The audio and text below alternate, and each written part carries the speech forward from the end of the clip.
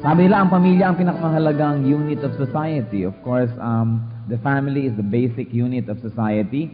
And the basic unit of the family is the husband and wife, the couple.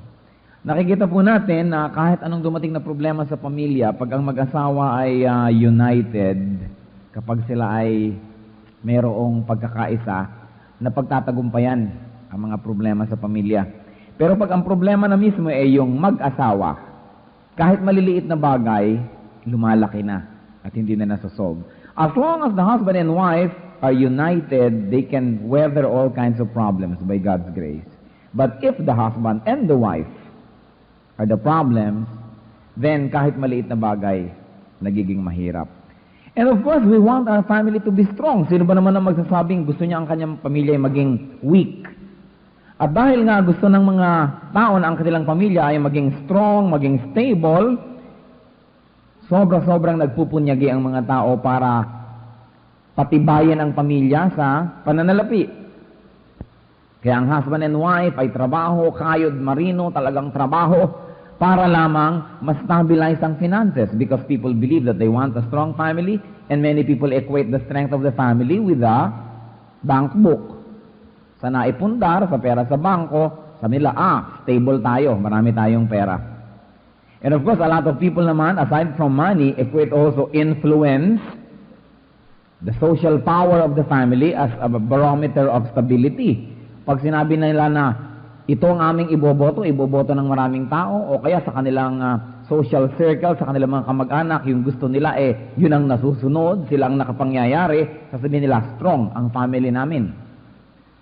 And of course, there are people that strengthen their family through politics. They think that to be strong, the family must have political clout. And so therefore, there are families that breed mayors and governors and senators and congressmen and even presidents.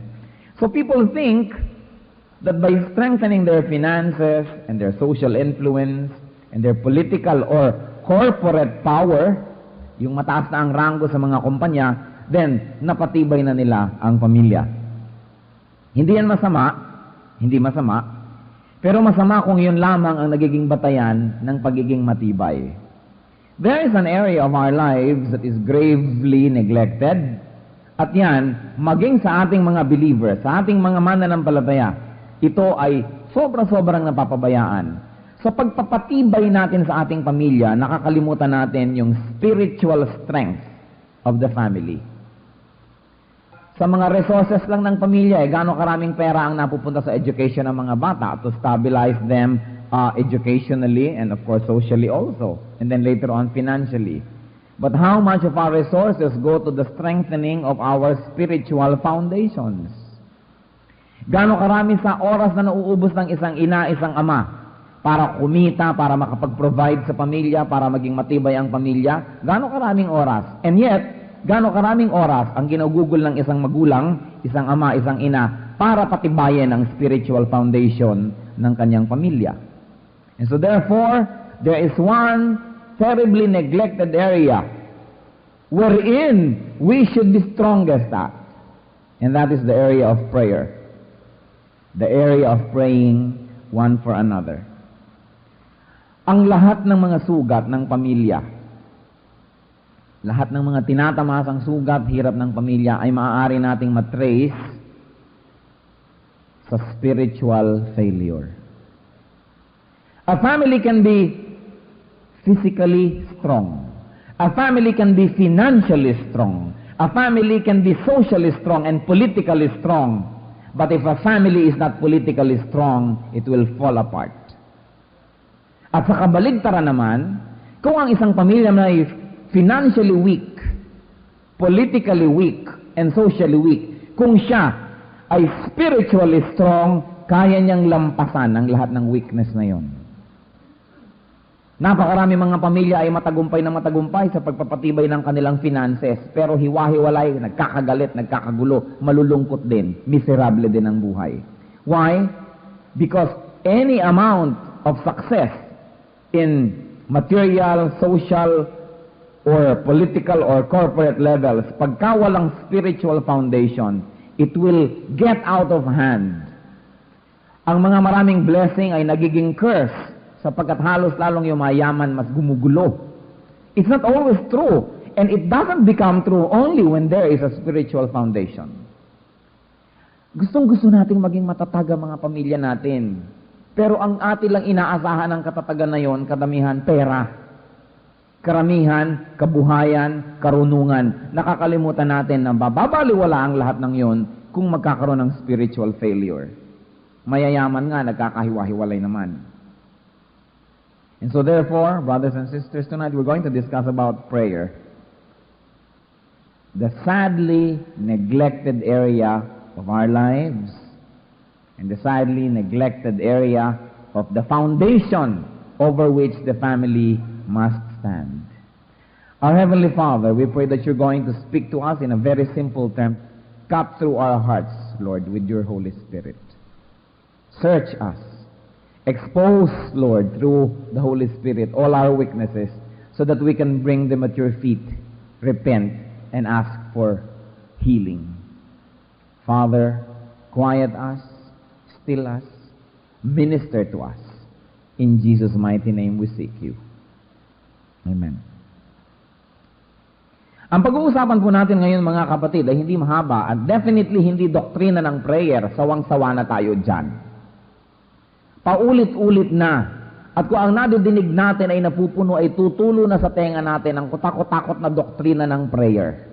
Na ang prayer ay commanded, na ang prayer ay exemplified, na ang prayer ay promised by the Lord to be answered, na ang prayer ay this or that. Alam na nating lahat yun eh. Pero ang mahalaga, ginagawa ba natin?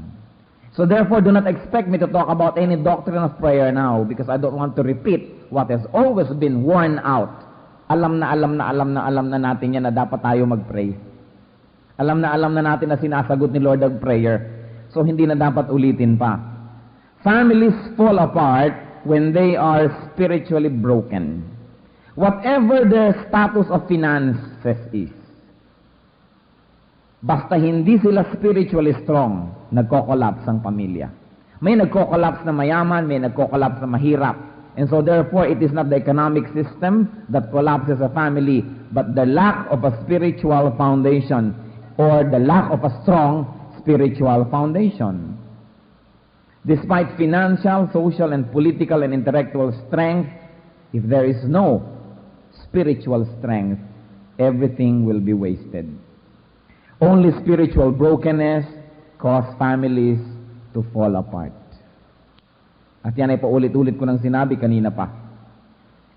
Sa ating ang sinabi, in fact, the stronger the family is, spiritually speaking, mas lalo silang binibigyan ng mga pagsubok at mas lalo silang naghihirap at mas lalong kinakalog-kalog at pinahihirapan ng kanilang buhay, lalo silang nagkakapit-kapit at lalo silang nagyayakap-yakap. In fact, habang kinakalog mo ay lalo namang tumitibay ang pamilyang ito dahil spiritually strong. And so it is spiritual strength that is our only defense against all the attacks of the evil one. And you know, the evil one likes to attack the family. Kapag ang pamilya ay nasira na ng kaaway, especially pag nasira na niya ang mag-asawa, napakadali na lahat. Pag ang mag-asawa ay nagkagalit na at nagkakagulo na, napakadali na itong si teenager na babae ay mag-premarital sex at bigla na lang maging pregnant. Na itong si lalaking anak ay mag-drugs o maglasing and ma-involve sa crime. Napakadali na para si wife ay magkaroon ng adulterous relationship at napakadali na para si husband ay maging adulterous din. In other words, para dumali ang trabaho ni Satan in destroying the world, he destroys the family. At para dumali ang destruction ng family, ang kinokonsentratan niya yung mag-asawa. Sapagkat pag yan ang nagkagulo, ang dali na, lahat na, kasama ng sasabog at guguho. And so therefore, brothers and sisters, husbands, wives, parents, huwag kalimutan ang spiritual foundation. Kadalasan nga sa pagpapatibay ng financial foundation, doon nagkakagiba-giba yung buong pamilya eh. Doon nagkakaaway-away, doon nagkakahiwa-hiwalay. Yan ang problema. And so therefore, let's identify the enemy. If you want a strong, a solid, a cohesive, and a happy family, prayer is the best. In fact, the only real solution. Sabi sa Bible, we do not fight with flesh and bones, but with principalities, with powers in the air. Ang pakikipagtunggali natin ay hindi physical, spiritual ito. Akala nyo ba yung mag-asawang nagkakagalit, nagsampalan is a physical problem? No, it is a spiritual problem. But every spiritual reality will have a physical counterpart. Every spiritual reality will express itself in the material world. Kaya ang mag-asawa, pag spiritually magkahiwalay na, magkakaroon na ngayon ng material and physical clue, and material and, of course, a very physical and a very tangible expression na nagkahiwalay na sila. Kaya narong maghiwalay ng kama, narong nakatalikod yung isa sa isa, narong magkaiba ng oras matulog. Meron naman pagka nandun na yung husband niya, plancha ng plancha hanggang alas 2 ng umaga para tulog na yun bago siya mahiga. Dahil there is already a spiritual distance, kasunod na yung physical. Every spiritual truth expresses itself in the material world. Kaya pag nakikita natin yung material problem, symptom lang yon. Ang totoong pinanggagalingan nun, spiritual. Brothers and sisters, everything is spiritual. Hindi mo pwedeng sabihin material, emotional. Hindi. Lahat ay spiritual. Yang batang spiritual issue will always express itself through the material way or through the emotional way and through all of this. Pag may asawang nagkakagalit, kumisan ang pinagkakagalitan lang kung paano hiniwa ang mangga. Sabihin natin, mangga ang pinagkakagalitan. No, that's not the problem. There is a deeper spiritual problem that expresses itself through that petty quarrel. And so therefore, we fail. We fail in strengthening the foundation through prayer. It is through prayer that we strengthen that foundation. Saganang-sagana tayo sa iba't ibang pursuits pero kulang sa spiritual life. Sa spiritual pursuit which is prayer. At mga kapatid, think of your family. At tumingin kayo sa akin in the eye at sabihin nyo sa akin na ipinagpe-pray nyo talaga ang inyong family. Ipinagpe-pray pag may sakit. Ipinagpe-pray pag alauna na ng umaga, wala pa. Ipinagpe-pray pag may exam. Ipinagpe-pray siguro kung mag-a-apply sa trabaho. Ipagpe-pray pag may disaster. Pero bukod doon, ipinagpe-pray ba natin talaga ang ating pamilya? At pag sinabi nating pamilya, mga kapatid, sino ba dapat ang ipag-pray? Who do we pray for? First and foremost, you pray for your spouse. Do you pray for your spouse? And later on, we will discuss kung ano dapat ang ipag-pray. Do you pray for each individual child? Oh Lord, pagpalaan niyo po mga anak ko, thank you. Alam niyo na po yun, marami sila.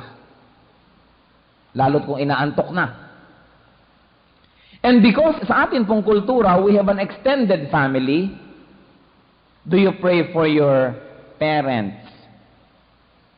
Ipinagpe-pray niyo bang ama at ang ina? Hindi, Lord, yung mga magulang ko, bahala na po kayo. Yung by name. Ama, ina. Ipinagpe-pray niyo ba ang inyong mga kapatid? Walang pwedeng mangyari sa kapatid niyo na hindi kayo madadamay. Hindi siya pwedeng umasenso, hindi siya pwedeng bumaba na kahit paano hindi tayo sabit. Because we have an extended family, they are part of our family, so we pray for them. Eh pag may kanya-kanya ng asawa, naaalala nyo pa ba? Na ipagpe-pray pa ba yan? Do you pray for each parent-in-law? Baka naman idinadalangin nyo, pero idinadalangin nyo mamatay na sana. Ang pinagdadasal sa biyanan. So, ipinagdadasal nyo bang magulang ng inyong asawa, ang ama at saka ina, individually? Do you pray for your brothers and sisters-in-law individually? Alam nyo, pag naghirap ang bayaw nyo, damay kayo kahit hindi nyo alam. Di ba? Kasi kumisan may bigyan ng underground ng inyong asawa yan. Kaya, sali kayo dyan. Hindi pwede na may mangyari sa mga kamag-anak nyo at sa kamag-anak ng inyong asawa na hindi kayo masasangkot. We have to pray for them. And not only dahil nasa sangkot tayo, kundi because we have to pray for them. At do you pray for every member of your household, lalo sa inyong mga katulong? Baka akala nyo kung katulong hindi na ipinagpe-pray. May mga working women na pag-uwi nila, nilitsyon na sa oven ng katulong ng kanilang anak. Marami nun, tinadtad na. Hindi ipinagpe-pray ang katulong. Do we pray for our helpers? And then also, brother and sister, do you pray for yourself? Napakarami pa lang dapat ipag-pray. And so kung mamarkahan natin ang ating sarili, ano kayang grade ang ibibigay natin? Meron ba sa inyo ngayon na magbibigay sa inyong sarili ng 85 and above? Prayer for all these people? Just honestly. Meron? Kung wala, huwag na kayong magtaka kung yung pamilya natin ba't ganyan. And every family has a skeleton in the closet. Lahat ng pamilya may baho. Lahat ng pamilya may itinatago. Ang mga pamilya lang naman kasi magaling magpa-image sa harap ng ibang tao. Pero lahat tayo may mga weaknesses. In everyone's family, merong isang single parent, merong isang drug addict na ganyan, merong isang lasenggo, merong isang mandaraya, may ganito, may ganyan. That's why we need to pray for our family. But are we praying? Ano ina-expect natin? Magic na lang, lahat aayos without prayer? And then what to pray for? Napag-usapan na natin kung ang sino-sino ipagpe-pray. What to pray for? Unang-una, pray for their spiritual life or salvation. Ipinagpe-pray ba naman natin na masave si Hipag, masave si Bayaw, masave si mother-in-law, masave si Katulong?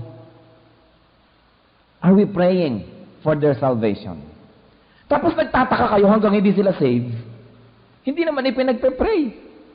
Ano yan? Magic na naman. And then, for those that are already saved, we pray for their spiritual growth. Sa inyo pong mga miyembro ng pamilya na saved na, ipinagpe-pray nyo ba sila individually na mag-grow? O number one lamang tayong critic, pero hindi natin ipinagpe-pray. He who does not pray for anybody has no right to criticize. We pray first. And then, do we pray for each of these persons' spiritual victory? Araw-araw ang inyong anak, ang inyong asawa, ang inyong nanay, ang inyong pinsan, ang inyong kapatid, ang inyong bayaw, takot na temptation ang hinaharap. Napakaraming hinaharap na mga trials. Napakaraming hinaharap na danger. Ang inyo lang mga anak na pumapasok sa eskwela, ilang beses pinagmumuntik-muntikan ng masagasaan pagka tumatawid ng kalsada.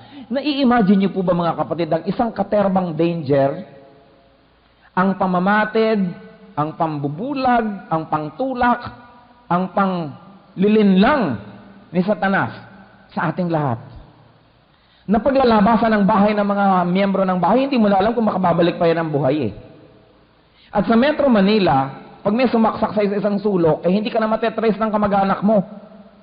Dahil kung may wallet man, ay dudukutin na rin yung wallet na wala na, hindi na makikita. Na-imagine nyo ba na napakarami na mga kalagiman na pwedeng mangyari sa isang tao, araw-araw, maski siya tulog. Lalong-lalo naman na napakaraming temptation na hinaharap ng bawat isa. Temptation na maggalit, temptation na magkaroon ng sexual sin, temptation na maging materialistic, temptation na magsinungaling, temptation to do this and to do that. Do we pray for these people's spiritual victory? And then, do we pray for each of these people's, and we mean those who are already believers, do we pray for their ministry and for their service? O baka naman kayo pa ang sagabal sa ministry ng inyong asawa. Baka kayo pa ang sagabal sa ministry ng inyong anak, o magulang, o kapatid. But are we praying for their ministry? And so, hindi lang ang ipinagpe-pray yung kanyang safety, hindi lang yung kanyang health, hindi lang yung kanyang wealth, hindi lang yung kanyang success. At mga kapatid, hinahamon ko kayo, di ba totoo na yan lang naman ang alam nating ipag-pray kadalasan? Health, wealth, success, and security. In other words, puro materialistic. Kasi yung health is the body. Success pa rin, materialism pa rin yun eh. Safety from all kinds of harm is still materialistic. It concerns the body. So, ipinagpe-pray ba natin yung spiritual side, yung kanyang salvation, o kung saved na, yung kanyang growth, yung kanyang victory, at yung kanyang service? Ang mga prayer natin are very, very selfish and very, very materialistic. Pa-pray-pray pa daw, spiritual, pero ang laman pa rin ng prayer, material. It is not bad to pray for those things, but it's bad to pray only for those things. And then how do we pray? So we have discussed whom to pray for and then what to pray for and how do we pray. First and foremost, we pray alone. But then, we also have to pray with your spouse. Kailangan ma-develop yun.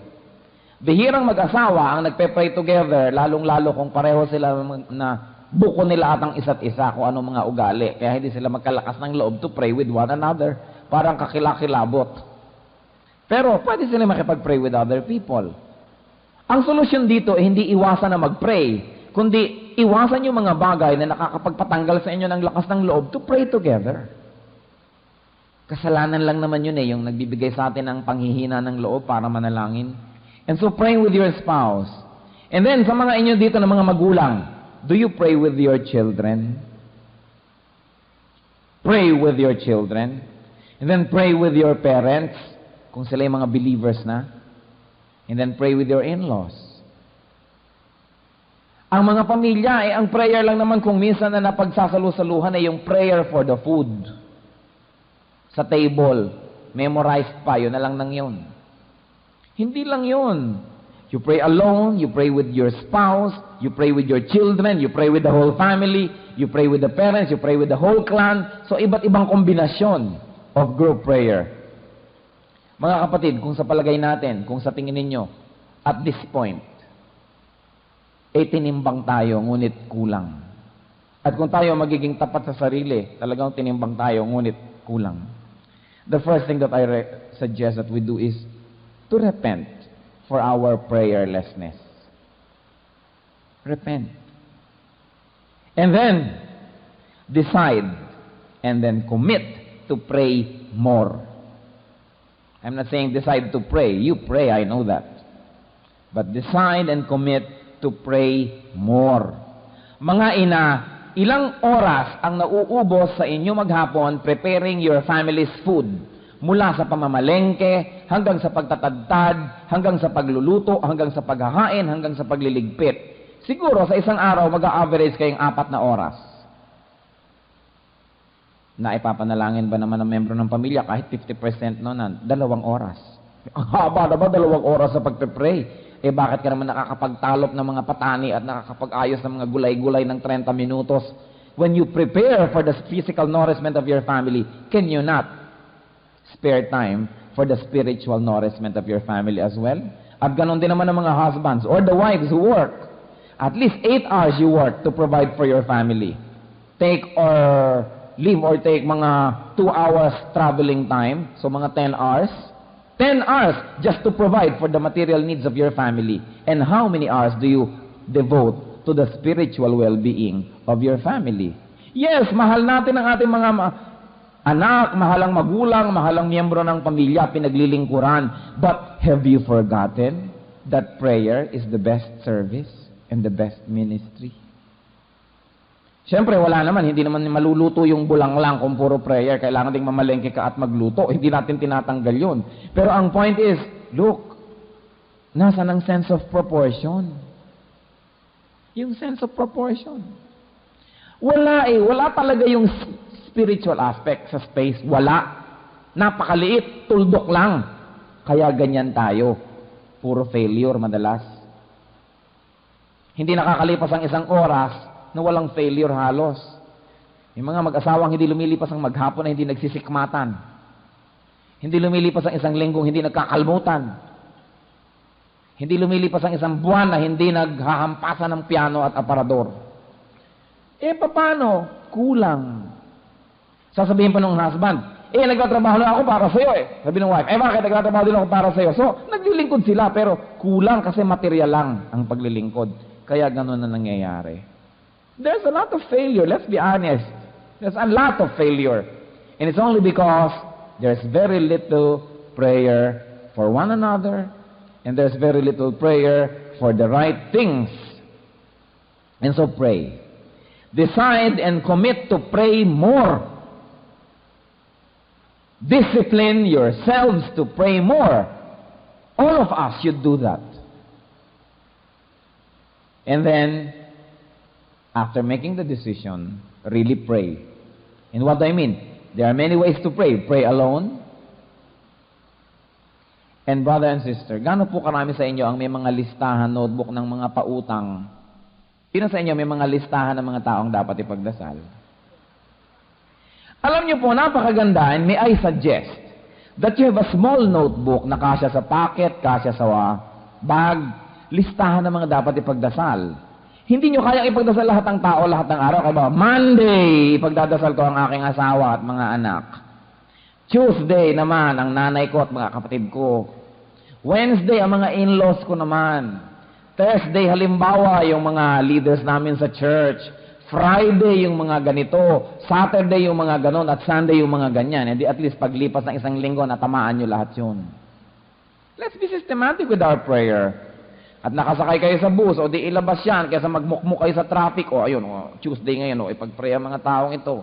O bababa na kayo, o di tigil muna doon. Mamaya uli, naghihintay kayo sa mga opisina ng dentista, at ang tagal-tagal maghintay dyan. Mga opisina ng doktor, imbes magbasa ng kung ano-anong mga intriga magazine dyan, edi ilabasan nyo yung mga prayer notebook at ipag-pray ang mga tao. And then aside from the regular prayer, meron kayong mga ipag-pray na tao na ini-induce ng Holy Spirit na ipag-pray nyo sa araw na yon. Pero it is our obligation to pray for our family. At maliban gawin po natin yan na systematic, hindi na yan mangyayari. Ang ipag-pray nyo lang lagi yung ooperahan bukas, yung nahulog sa hagdan kanina. Again, yung mga immediate needs, yung mga urgent. And I tell you, urgent things are not always the important things. Pero inaagaw ng urgent ang attention natin from the more important, which is less urgent. Kaya huwag tayo magpadaya. Every step of the way may deception eh. Kailangan prayer notebooks. Pag tinignan nyo ang listahan ng mga may utang, minsan umiinit ang ulo mo. Pagka mga listahan ng mga ipagpe-pray, nakakapagpasarap ng damdamin that we can pray one for another. So I suggest, keep a prayer list. Mas maging systematic po tayo mga kapatid sa ating prayer life. Pag hindi tayo systematic, pag hindi natin ipinaglaban ito, laging ito ang nawawala. Inaagaw ang ating panahon ng maraming bagay na nagsusumigaw, napapansin natin, pero hindi naman laging mahalaga. So one suggestion that I like to give you tonight, keep a prayer notebook. And another, have a family fellowship in prayer. Preferably every night. If you cannot do it, at least once a week. But if you can do it every night, it doesn't have to be very long.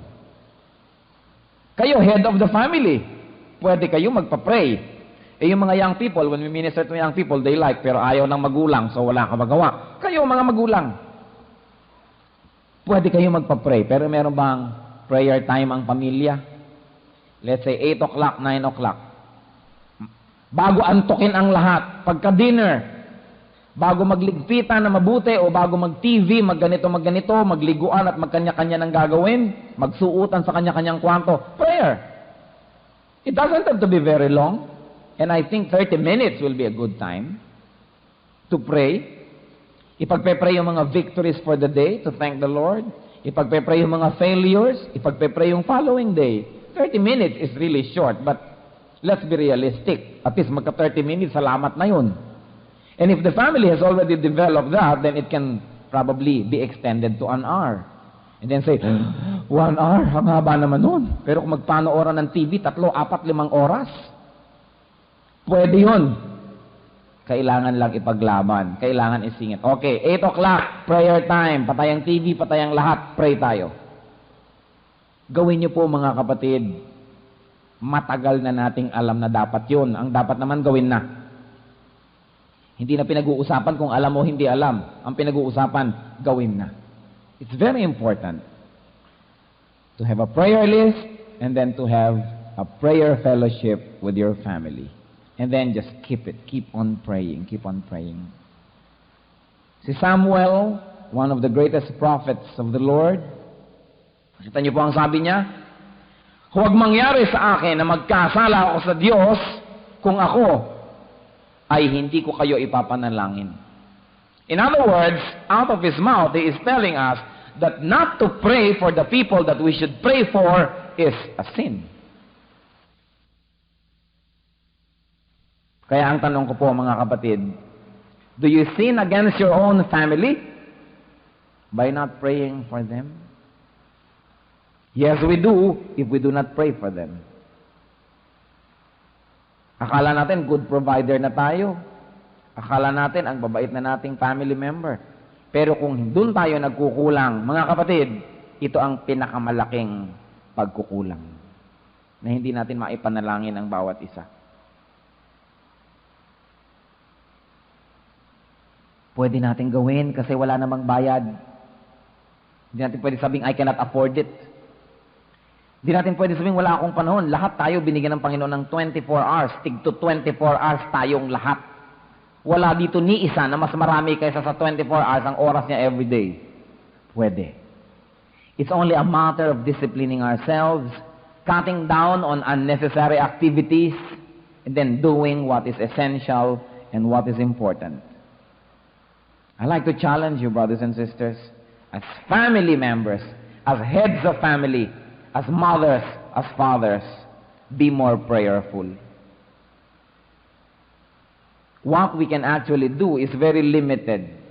Pag ang inyo bang anak ay lumabas na ng bahay, may magagawa pa kayo? Maipagtatanggol nyo pa ba yan sa mga sasakyan, sa mga drug pushers, sa mga rapists, sa mga murderers? Wala na. Kahit ang inyong asawa ay lumabas ng bahay, may magagawa ba tayo? No, we are very limited. But God is limitless. Hindi mo pwedeng maabot ang iyong anak at ang iyong asawa kahit saan sila nandun. Pero ang Diyos nandun at kaya niyang abutin. And so, it is not only holy, but it is also wise to depend on God for the well-being of our family. What we can do is very limited, but God is limitless. Plug into God's limitless power through prayer. Kaya sinasabi lagi nila, why worry when you can pray? Kahit mag-alala ka na mag-alala, hindi mo kayang palitan ang sitwasyon ng isang mahal sa buhay. But, if you bring it to the Lord in prayer, the Lord fills heaven and earth with His presence and with His glory at kaya niyang palitan ang situation. You want a strong family? Piliin niyo muna kung saan kayo talagang magiging strong. And be wise. Because the Lord said, be wise as serpents. Let's be wise. Let's strengthen our family in our spiritual foundations first. If a family has a strong spiritual foundation brought about by prayer, the family can weather all storms. The family will not only survive, but will also grow and bear fruits and be prosperous. Pray for you and pray for your family. Once again, as I have suggested, keep a prayer notebook. And then start, or if you have started, continue a family prayer time. This is the greatest thing that we can do for our family members. Hindi yung insurance na ibinibili natin sa mga bata, hindi itong bahay, hindi lahat. All those things are nice, pero palabok lang dapat yan. Pray. Pray for your family. Our Heavenly Father, we pray that you're going to crystallize this message in our hearts. Napakarami na namin, Panginoon, nadinig ng mga mensahe, mga Bible studies tungkol sa pananalangin. Kaya masasabi namin, Lord, alam na po namin ito. Ang hinihiling ko sa inyo, Panginoon, ngayon, make it real in the lives of these men and women who had their families. That prayer take a central part in their lives. That prayer be the avenue through which you can strengthen and bless the family. Turuan niyo po kami, Panginoon. Teach us how to pray. And teach us to pray intensely. At nawa, Panginoon, hindi lamang marinig ang mensaheng ito, maging totoo. May it take fruits in the lives of these men and women who are here now. May you be the center of our days and every day of our lives. May we rely on prayer, O Lord, and our faith in you for our strengthening. May the families represented here be strong spiritually, as you also add strength in other areas of life. Father, teach us to always remember what we have discussed and heard tonight and put this into action. In Jesus' mighty name, we thank you and we praise you. Amen. Amen.